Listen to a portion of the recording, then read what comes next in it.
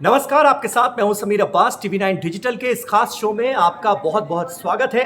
देश के कई इलाकों में जबरदस्त बारिश हो रही है। कई जगहों पर बाढ़ की वजह से लोग बेहाल हैं और जो हमारे देश के पहाड़ी इलाके हैं वहां पर लैंडस्लाइड हो रही है। उसकी वजह से लोगों की परेशानी बढ़ी हुई है। लेकिन इसके अलावा एक और परेशानी ये आन खड़ी हुई है कि देश के अलग अलग हिस्सों में सब्जियों के दामों में बहुत तेजी से इजाफा हो रहा है, जिसकी वजह से आम आदमी की कमर टूटती नजर आ रही है।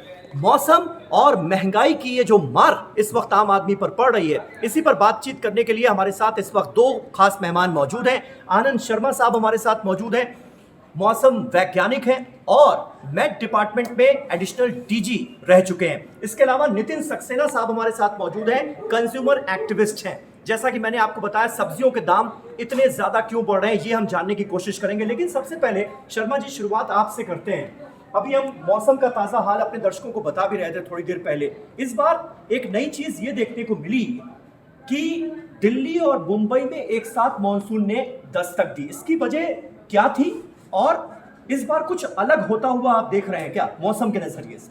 देखिए, जो बिल्कुल सही कहा आपने, 62 साल के बाद हमें देखने को मिला कि मुंबई और दिल्ली दोनों में एक साथ मानसून आया। नॉर्मली 10 जून के आसपास मुंबई में मानसून पहुंच जाता है, मगर इस बार क्या हुआ कि पहले तो 9 मई के आसपास एक चक्रवात यानी साइक्लोन बना बंगाल की खाड़ी में और वो म्यांमार की साइड गया, तो उसने थोड़ा सा गड़बड़ाया हमारे मानसून को।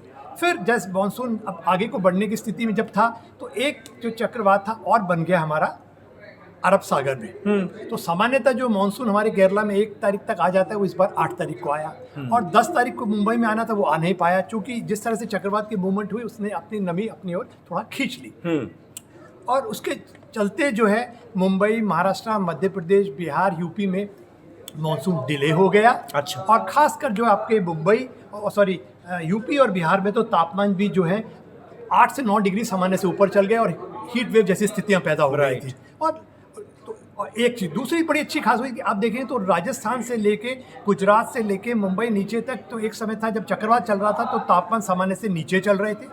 हालांकि इन जगहों पे तापमान नॉर्मली ऊपर होते हैं और वहीं जो दूसरी साइड थी, आप देखते यदि यूपी, बिहार, झारखंड, उड़ीसा तक वहाँ मानसून आ जाता है तो वहाँ तापमान सामान्य से कम होते हैं, मगर वहाँ सामान्य से अधिक तापमान चल रहे थे क्योंकि मानसून नहीं पहुंचा था। तो ये भी एक नई चीज़ इस बार देखने को मिली। ठीक है, तो नई चीजें कई देखने को मिली हैं, लेकिन इस वक्त जो मौसम की मार हमें देश के अलग अलग हिस्सों में नजर आ रही है, वो क्या आप आशंका जितनी रहती है नॉर्मली इस मौसम में उससे ज्यादा पाते हैं या फिर वैसा ही है, ऐसा हर सीजन में होता ही होता है? बिल्कुल हर सीजन में होता है। मानसून की ये खासियत है कि खासकर मानसून सीजन में आपको भारी, बहुत भारी और अत्यधिक भारी वर्षा मिलती है।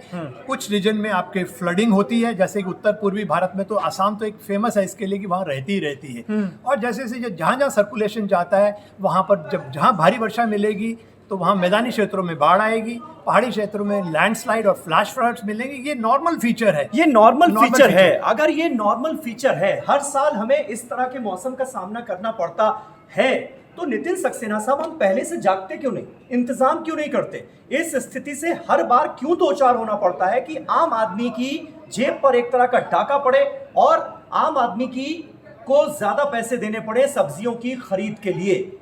क्या आपको लगता है कि अगर सब्जियों के दाम आज की तारीख में बढ़ रहे हैं मौसम की वजह से, तो उसका फायदा क्या किसानों को मिल रहा है क्या, या फिर सिर्फ आम आदमी की जेब भी मारी जा रही है और किसान भी परेशान है? ये स्थिति बिल्कुल आपने सही बात बोली। किसान को कुछ भी नहीं मिल रहा है इसके अंदर और कंज्यूमर ही इसमें पिस रहा है और जो बीच वाला आदमी है, जो बिजनेसमैन है, वो इसका फ़ायदा उठा रहा है और वो जानता है कि ये सरकार की वीकनेस को वो समझ गया है कि ये सरकार हमारे कुछ नहीं बिगाड़ सकती, इतने साल तक हमारा कुछ नहीं हुआ तो आगे भी क्या होगा।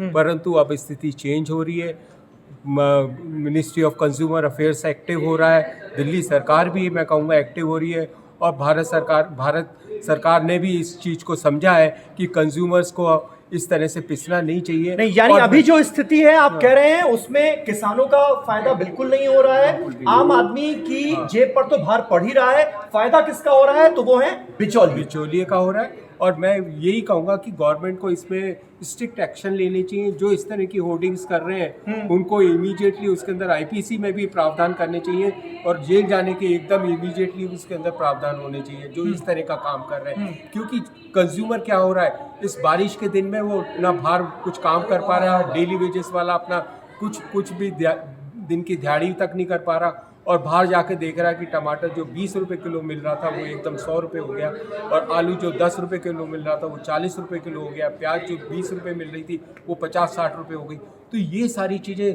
सरकार को अब बिल्कुल समझ लेना चाहिए कि इस तरह से काम नहीं चलेगा। एक बार सरकार जा भी चुकी है, प्याज के चक्कर में दिल्ली सरकार भी जा चुकी है, और सरकार को मोबाइल वैन्स का इस्तेमाल करना चाहिए।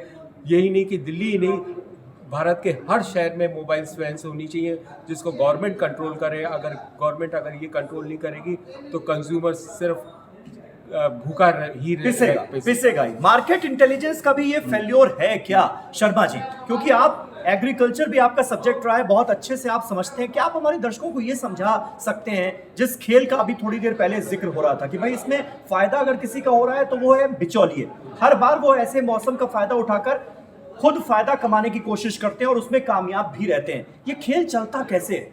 ये देखिए, इसमें ये जानना जरूरी है हमें कि मैंने जैसे बताया कि मौसम तो बिगड़ेगा ही, एक्सट्रीम वेदर रहेगा ही रहेगा, और वो हमारी फसलों को प्रभावित करता है और करेगा, और खासकर मानसून सीजन में, और उसके चलते रेट बढ़ते हैं। तो सरकारों को क्या करना है, उनका मार्केट इंटेलिजेंस जो होता है वो यूनिट को बिल्कुल एक्टिवेट करना है, जो बिल्कुल ध्यान रखें कहीं कोई जो है होर्डिंग तो नहीं कर रहा है और जानबूझ के रेट्स को तो नहीं बढ़ा रहा है। कहीं पता चला, कई बार ऐसे देखने आता है ट्रक्स आ रहे हैं मतलब उत्तराखंड से, हिमाचल से, उसमें टमाटर आ रहा है और उसको बॉर्डर में ही रोक दिया जाता है और वहाँ पे इकट्ठे होते रहते हैं। जब उन्हें पता कि रेट बढ़ जाएगा जब एंट्री करवाएंगे उसकी। अच्छा, यानी खराब मौसम का इस तरह से फायदा उठाया जाता है। ट्रक आ रहे हैं, थोड़ी देर के लिए रोक दिया गया, थोड़ा इंतजार किया गया, दाम बढ़ाने की कोशिश की गई और उसके बाद फिर ट्रक को रवाना किया। तो ठीक ऐसे ही 2-3 साल पहले, 4 साल पहले की बात है, यहाँ मिनिस्ट्री में हुआ था और उन्होंने मिनिस्ट्री ने एकदम, एग्रीकल्चर मिनिस्ट्री ने एकदम कार्रवाई करी और उन्होंने बोल दिया जो ट्रक्स बॉर्डर पे खड़े हुए हैं दिल्ली के और हरियाणा वगैरह आसपास के बॉर्डर्स में, उनको कॉन्फिस्केट करिए फटाफट और अंदर मटेरियल पहुंचाइए, फिर दाम कंट्रोल कर सकते हैं। तो मार्केट इंटेलिजेंस मेरा मानना है